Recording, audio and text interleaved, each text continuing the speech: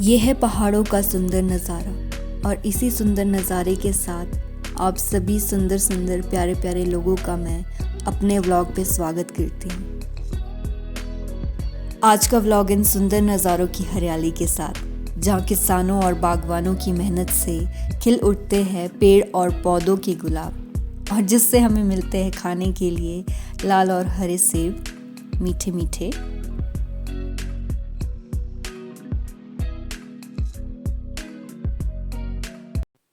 ये है मेरे मम्मा, जिनको पूरी नॉलेज है खेतों और पेड़ों के बारे में। डरमेट है नहीं, बोर्ड लगा है।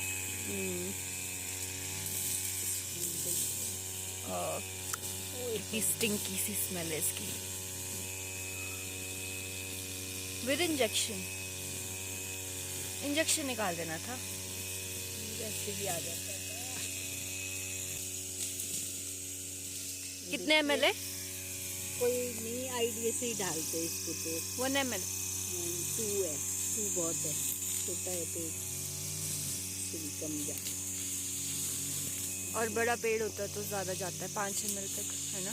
2 बूंदे भी काफी है। एक सेकेंड यहाँ पे लगाओ और फिर ऐसे देखो, इसमें कम हाँ, ये छेद होता है ना, इसमें डालता है।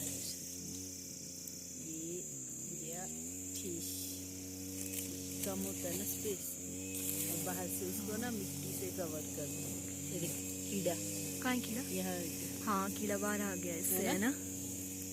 सब चीज़ बाहर आ सी पहली बार देखा ऐसे कीड़ा बाहर निकलते हैं। देख सौरभ, बाहर निकल रहा है, आ रहा है। वहीं अटक गया ये बेचारा कीड़ू। जा रहा है, पेड़ काट रहा है। निकालो उसको बाहर। कैसे? मैं कैसे इंजेक्शन की उससे निकालो। सिरिंज का है, यहाँ देखो, नीडल।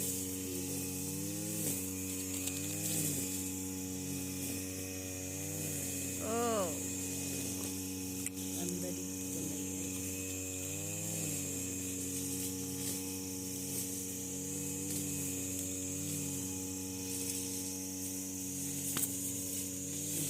ओश,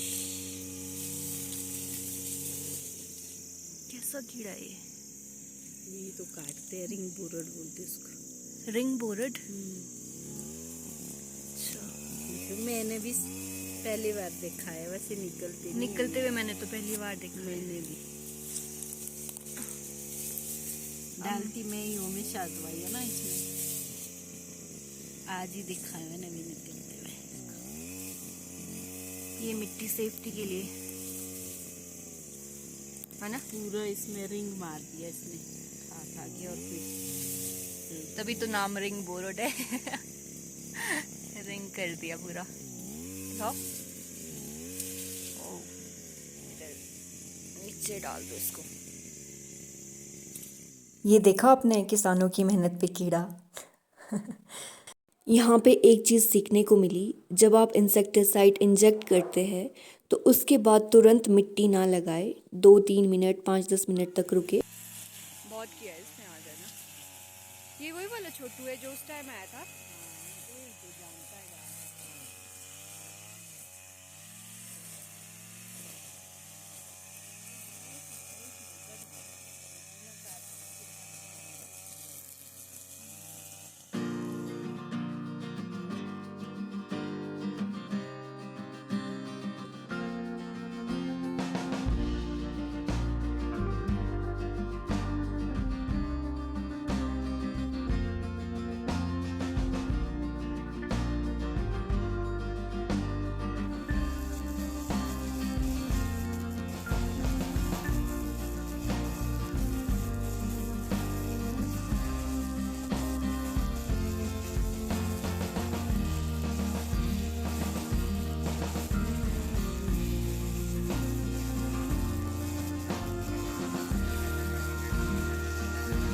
ये छोटू यहाँ नेपाल से मजबूरी में काम करने आया है। जब मैंने इससे पूछा इसकी एज, तो 18-19 साल, और इस एज में बच्चों को पढ़ने लिखने की आज़ादी होनी चाहिए।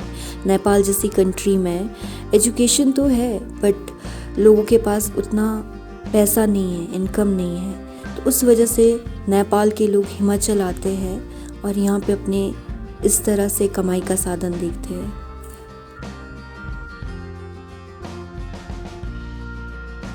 और मैंने इसकी आंखों में वो जुनून देखा आगे पढ़ने और बढ़ने का। That's great. और मुझे कहता कि मैं यहाँ से अब चला जाऊँगा और नेपाल में ही अपनी एजुकेशन को पूरा करके अपना फ्यूचर देखूँगा।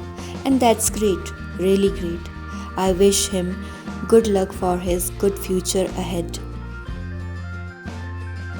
हमारा Himachal small and marginal farmers की कैटेगरी में आता है, जिसका मतलब यहाँ लोगों के पास 1 हेक्टेयर या लेस देन 2 हेक्टेयर से कम के फार्म है, और जिसकी वजह है कि हमारा जो लैंड है वो फ्रेगमेंटेड है, लोगों में डिस्ट्रीब्यूट हुआ है, आपस में डिस्ट्रीब्यूट हुआ है। अनलाइक पंजाब एंड हरियाणा जहाँ पे लार्ज फार्मर्स पाए जाते हैं, 10-10 हेक्टेयर्स की लैंड लोगों के पास है। इस महंगाई के ज़माने में गवर्नमेंट स्कीम्स बागवानों और किसानों को योगदान तो दे रही है, पर फिर भी किसानों का पूरा नहीं हो पाता है। पर कहते हैं ना कि कुछ ना होने से कुछ बेहतर।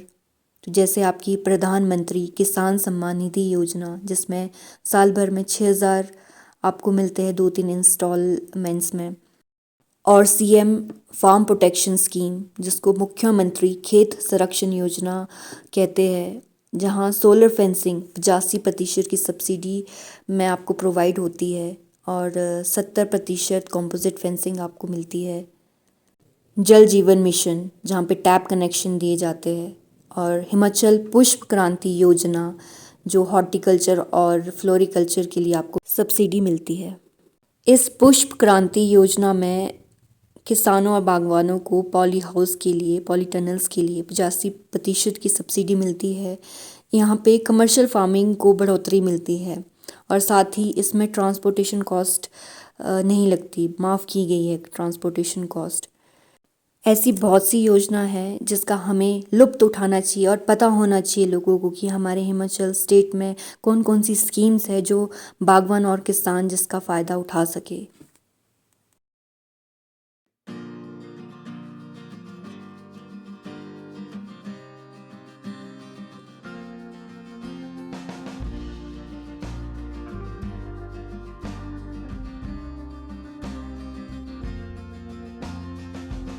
ये पापा खाद डाल रहे हैं, ऑर्गेनिक है, कैल्शियम नाइट्रेट।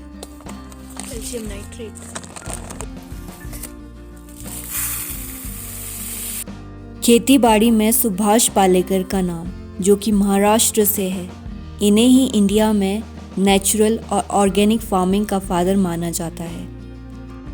नेचुरल और ऑर्गेनिक फार्मिंग का मतलब इंडियन ट्रेडिशनल प्रैक्टिसेस को बढ़ावा देना, और इसके तहत सरकार ने ज़ीरो बजट नेचुरल फार्मिंग शुरू की, जो कि सुभाष पालेकर की ही देन है। इसकी 4 कंपोनेंट्स है। पहला बीजामृतम, दूसरा जीवामृतम, तीसरा मल्चिंग, जिसको आच्छादन भी कहते हैं, और चौथा वापसा।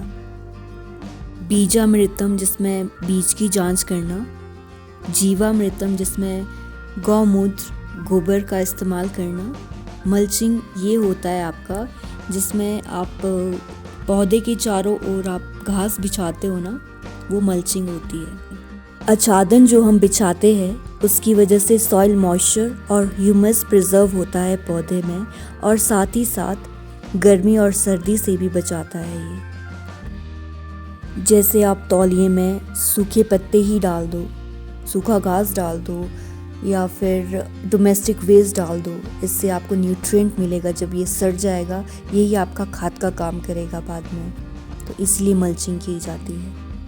और अंत में आता है वापसा, जब आप ऑर्गेनिक बायोमास का यूज़ कर लेते हैं आच्छादन के रूप में, यानी जैसे काऊ डंग, काऊ यूरिन, डोमेस्टिक वेस्ट, घास, पत्ते, तो उसके बाद जो बीच में गैप रह जाता है वो गैप आपका इम्पॉर्टेंट है वापसा के लिए, जिसमें आपका काम करता है 50% हवा और 50% सॉइल मॉइस्चर एंड ह्यूमस।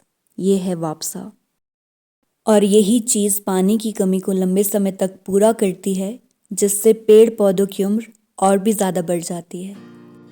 ये बातें हमारे किसानों और बागवानों को 100% पता है और पता होनी चाहिए, जो फैक्टफुल है।